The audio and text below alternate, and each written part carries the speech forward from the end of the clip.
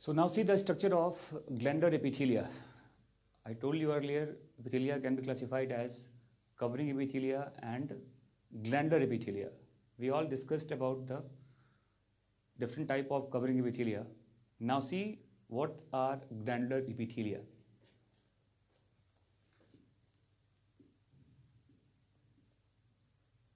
Glandular epithelia.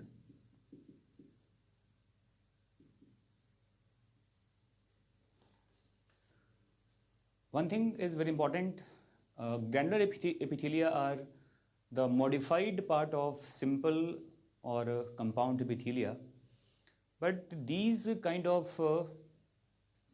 glands are associated with different type of secretion, and that secretion may be in the terms of maybe in the type of hormones or the enzymes or the milk or the sweat, and accordingly this kind of epithelia can be grouped into endocrine gland and exocrine gland. So remember, all kind of exocrine gland and endocrine glands are the modified glandular epithelia only. So this epithelia can be grouped into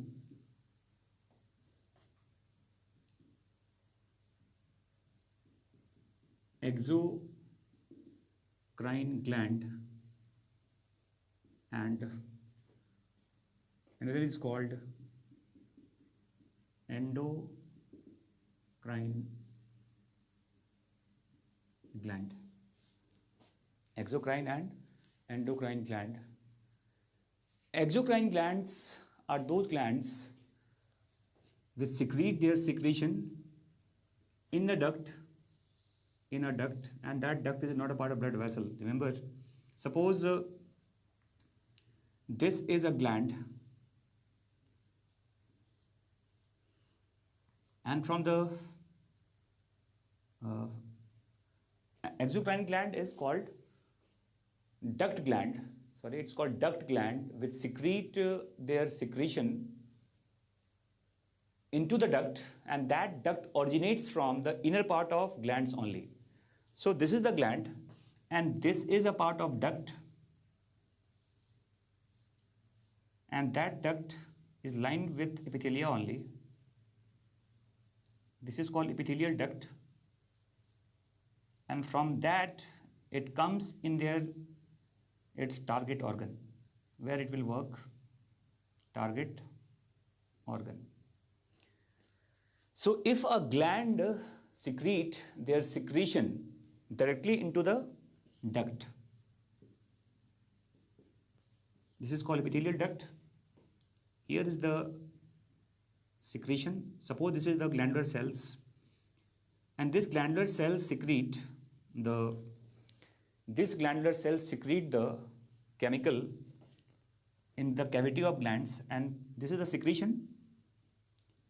This is the secretion, and that secretion comes into the duct, and from that duct it carries to the target organ, and in that respect this gland is also called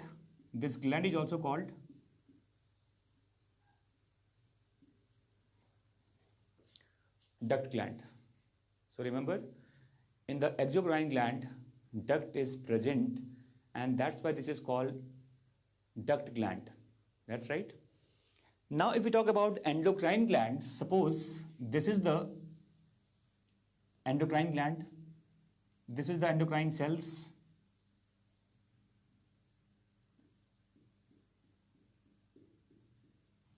these cells secrete their chemical outside the gland, and these secretion comes in extracellular space, or that comes in the fluid. In that fluid, that gland is completely dipped. That's fine. It means these glands are surrounded with extracellular substances. So first of all, that secretion comes into the extracellular space, and here the blood vessel is present. This is the blood vessel. This is the blood vessel. and this secretion now from that area that diffuses inside the blood vessel, and after that these chemicals now transported via the blood through this blood vessel into the target organ.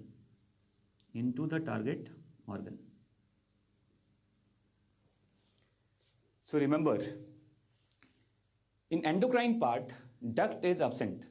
There is no epithelial duct. It's all about the blood vessel that carries that secretion from the gland to the target organ, and that's why this endocrine gland is called ductless gland. This is called ductless gland. That's fine. So remember, exocrine gland is called duct gland and endocrine gland is called ductless gland. Exocrine gland secrete different type of chemicals, and that chemicals may be like sweat, enzyme, the saliva, the tear, the sweat, milk,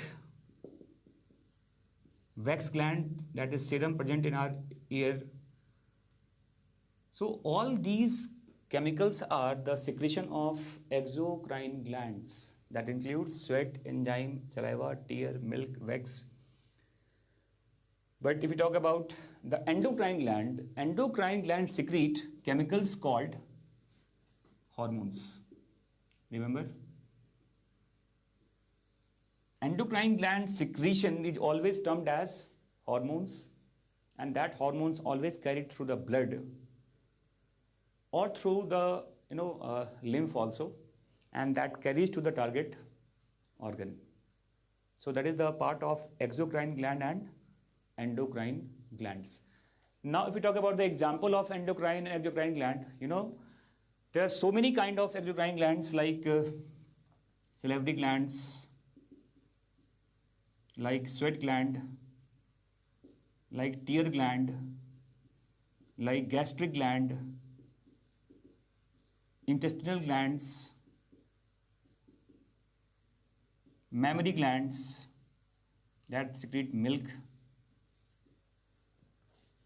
So these are the example of exocrine gland. And if we talk about endocrine, pituitary, thyroid, adrenal are the example of endocrine glands. Pituitary, adrenal, thyroid, all are the example of, etc., are the example of endocrine glands.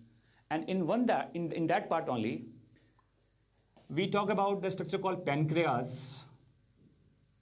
Pancreas is an example of heterocrine gland. Heterocrine glands are those glands which contains both kind of activity. Few cells are endocrine and few cells are exocrine also. So pancreas is a structure that secrete enzymes also and that secrete hormones also. So pancreas possesses the characteristic of both exocrine gland and endocrine gland, and that's why pancreas is an example of heterocrine gland. That's right. Now we will see the types of, on the basis of the secretion, exocrine glands can be further classified as merocrine, apocrine and holocrine glands.